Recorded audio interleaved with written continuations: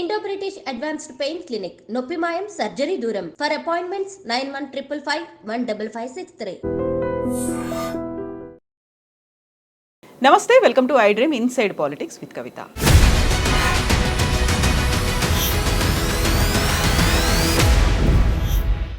So Prakash గారు, ఈ మధ్యనే దావోస్లో వరల్డ్ ఎకనామిక్ ఫోరం జరిగింది.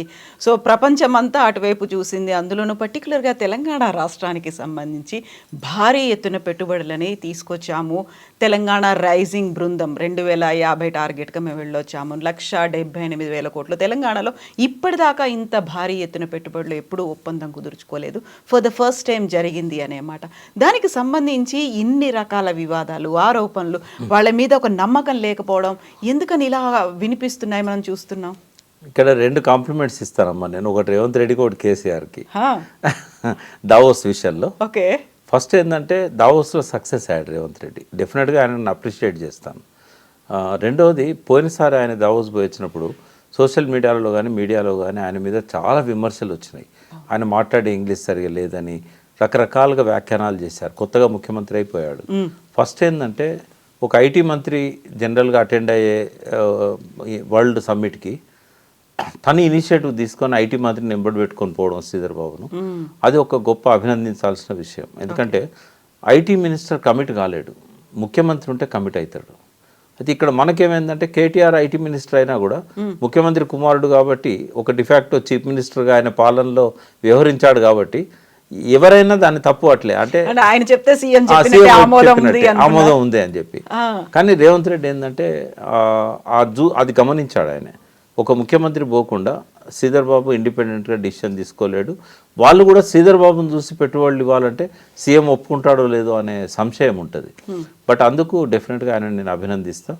బట్ ఈ పెట్టుబడులన్నీ తన వల్లనే వచ్చాయని ఆయన అనుకుంటే అది ఆయన పతనానికి దారితీస్తుంది. ఈ పెట్టుబడులన్నీ రావడానికి హైదరాబాద్ బ్రాండ్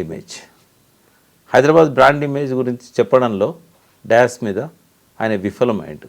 కేవలం ఆ బ్రాండ్ ఇమేజ్కి క్రెడిబిలిటీ క్రెడిట్ అంతా కూడా చంద్రబాబు నాయుడుకు, రాజశేఖర రెడ్డికి ఇచ్చాడు.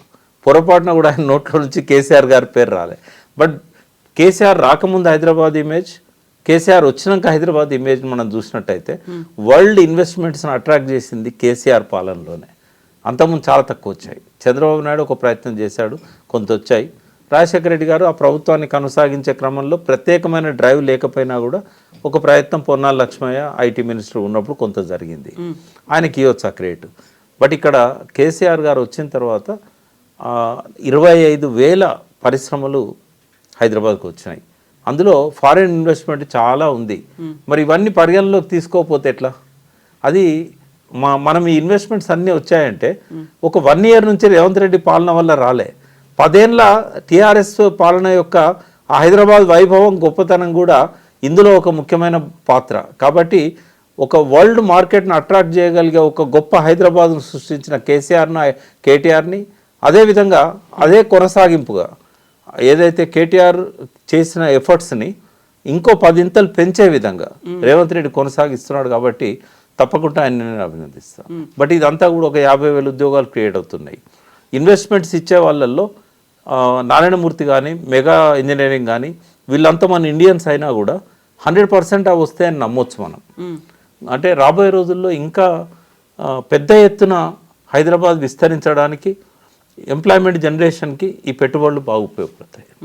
కాకపోతే గత సంవత్సరం 45,000 కోట్ల పెట్టుబడులు ఏమయ్యాయి, ఆచరణలోకి వచ్చాయా లేదా? ఇప్పుడు 1,78,000 కోట్లు పెట్టుబడులు అనుకున్నప్పుడు ఎంతకాలం పడుతుంది? నిజంగా అది పేపర్ల మీద సంతకాలేనా, గ్రౌండ్లో కూడా వస్తాయా అనే ఒక డౌట్ ఎందుకని బీఆర్ఎస్ అంత తీవ్రంగా వ్యక్తం చేస్తోంది? అంటే జనరల్గా ప్రతిపక్ష పార్టీ కాబట్టి వాళ్ళు అంటారు. బట్ నేనేమంటానంటే ప్రెగ్నెన్సీ కన్ఫర్మ్ కాగానే పాప పుడుతుందా? 9 నెలలు అయితే వెయిట్ చేయాలి కదా. ఆ వెయిట్ చేసే క్రమంలో ఇన్ఫ్రాస్ట్రక్చర్ క్రియేషన్ అనేది జరగాలి. రేవంత్ రెడ్డి దగ్గర డబ్బులు లేక కొద్దిగా అది వెనక పడుతున్నది.